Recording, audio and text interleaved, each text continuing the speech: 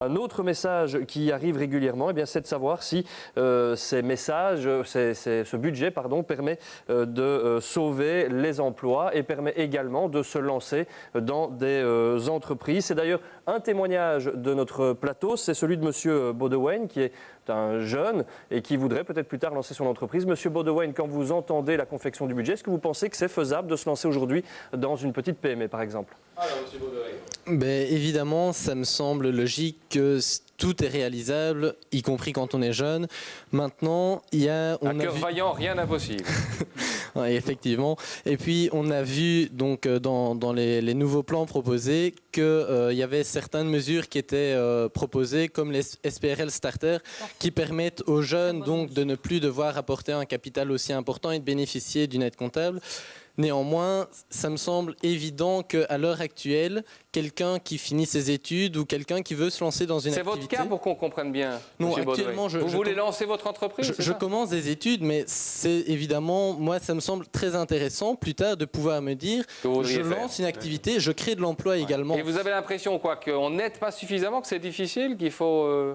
C'est évidemment difficile, puisque c'est toujours un projet, c'est une incertitude. Et comme M. Mestat l'a dit tout à l'heure, évidemment, il y a des fonds qui sont débloqués, en général, pour des entreprises qui ont déjà des garanties à apporter. Malheureusement, un jeune, à l'heure actuelle, a généralement peu de garanties à apporter. Alors, certains jeunes ont la chance d'avoir des parents qui peuvent les suivre pour leur apporter des garanties. Malheureusement, certains jeunes ne peuvent pas... Le gouvernement ne va pas assez loin, quoi. Mais le gouvernement ne peut pas non plus apporter le capital des sociétés, on le comprend bien.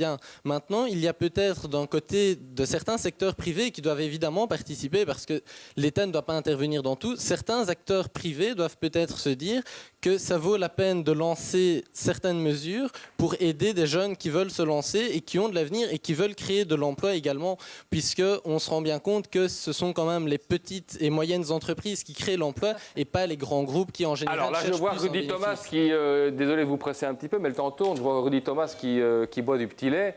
On n'en fait pas assez, comme dit ce jeune étudiant, on n'en fait pas assez pour le soutien aux PME, alors que la crise économique est là, que c'est sur les PME qu'on compte pour sauvegarder, voire créer de l'emploi. Oui, en effet, je crois que le gouvernement, et en particulier la ministre Laruelle, a poussé un plan pour les PME. Mais elle n'a pas été entendue. Si, il a été approuvé. Non, je crois que le plan est là. Le plan contient certaines mesures qui encouragent les entrepreneurs. Mais il est vrai que aussi pour les patrons de petites entreprises, il est très, très difficile de vraiment être ambitieux dans l'engagement du troisième, quatrième, cinquième collaborateur.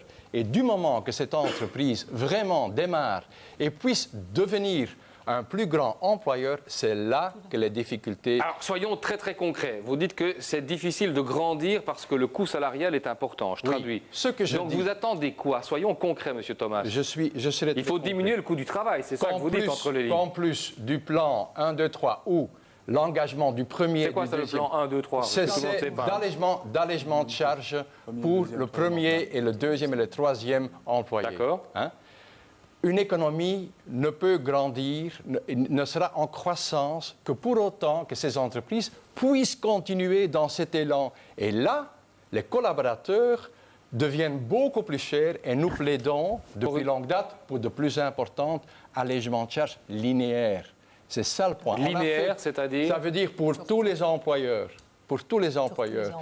Et aussi, par exemple, parce que beaucoup de ces entrepreneurs dans des PME porteurs sont actifs dans l'économie de la connaissance. Et nous tous, nous voulons une économie qui croît dans ce domaine-là. De manière générale, M. Thomas, par rapport à ce budget, vous avez l'impression que le gouvernement, la majorité, n'en fait pas suffisamment en matière d'aide aux entreprises et notamment dans les réductions de charges patronales, c'est trop flou. Vous avez dit ça. Le gouvernement a pu dire A en ce qui concerne certaines mesures pour le pouvoir d'achat et n'a pas malheureusement pu dire B en ce qui concerne les allègements de charges. Ça, c'est notre problème principal.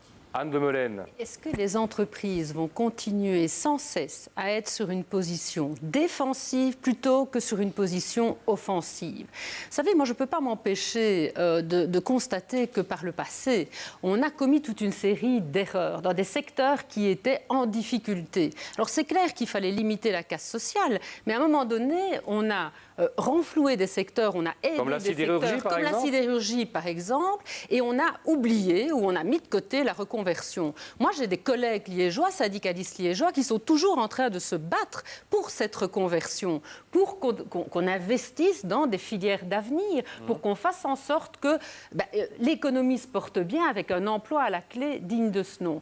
Donc, je voudrais vraiment rendre attentif le fait qu'avoir des déductions fiscales, allez, si on en a pour l'industrie automobile, par exemple, est-ce que ça va vraiment aider l'industrie automobile? Est-ce que ça va faire en sorte qu'ils vont être compétitifs au niveau international? Moi, je pense qu'ils seront compétitifs au niveau international s'ils ont à un moment donné des produits qui ne sont pas ce que tout le monde produit et qui font en sorte que les ventes remontent. Ce n'est pas le coût du travail qui fait la différence, c'est aussi la recherche et la créativité des employeurs. La recherche, Rudy Thomas, là, vous ne pouvez pas laisser passer ça, j'imagine. Peut-être avant, monsieur, comme ça vous répondrez à tout. Parce que je pense que c'est important. Bonne idée, Claude Rollin.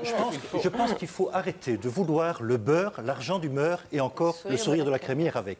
Et donc, quand on parle, et je suis d'accord avec vous, monsieur Thomas, il faut effectivement faire en sorte que demain, le coût du travail soit moins important. Mais ça ne doit pas être fait sur le dos des services publics. Ça ne doit pas être fait sur le dos de la sécurité sociale. Ce qu'il faut faire, c'est avoir une plus juste répartition des rentrées à l'État.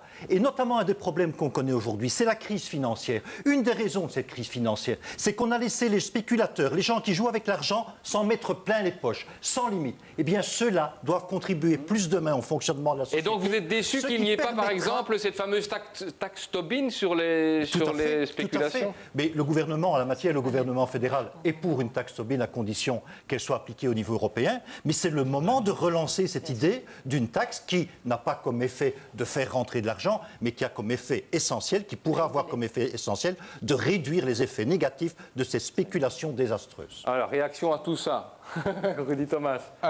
J'ai déjà dit et je le répète, le monde des entreprises n'a jamais demandé et ne demandera jamais un gouvernement pour intervenir dans un crash boursier. On l'a connu en l'année 2000. Le gouvernement n'est pas intervenu, à juste titre, et des crashs boursiers de ce genre, c'est en fait un phénomène qui touche aux gens qui ont investi du capital à risque. Ils doivent subir cela. Donc, sur ce point, soyons très clairs. Sur la redistribution, parce que vous dites qu'il y a un problème de redistribution, on est un pays, quand on compare la Belgique avec l'étranger, où il y a énormément de redistribution. Soyons très, très clairs dans ce pays. Maintenant, sur cette question que Mme de Meulen et M. Rollin ont évoquée sur notre compétitivité. Il faut faire la distinction, M. Marois, entre des usines filiales de sociétés étrangères et l'innovation de produits, etc. Qu'est-ce que je veux dire? C'est que quand il y a Audi, par exemple, pour prendre l'exemple bruxellois, le modèle A1 sera fabriqué à Bruxelles, à Forêt. À Forêt. Pour être compétitifs, les Belges doivent constamment prouver qu'ils sont meilleurs, notamment en matière de coût, mais pas en matière d'innovation, parce que ce produit est développé ailleurs, d'ailleurs, souvent auprès des sous-traitants d'Audi. Donc là, Mme de Meulen, elle a tout faux quand elle... Je dis qu'il faut faire la distinction entre des usines qui doivent être compétitives en coût et évidemment en qualité, ça c'est une chose, et l'innovation.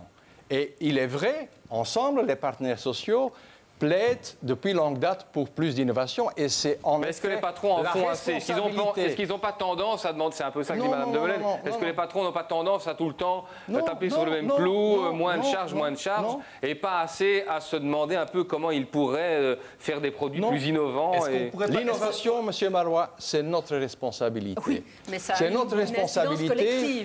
Et c'est notre responsabilité et c'est aussi la responsabilité de plusieurs institutions scientifiques, privées et publiques. Est-ce qu'on pourrait et là, sur ce débat, il faut se poser plusieurs questions.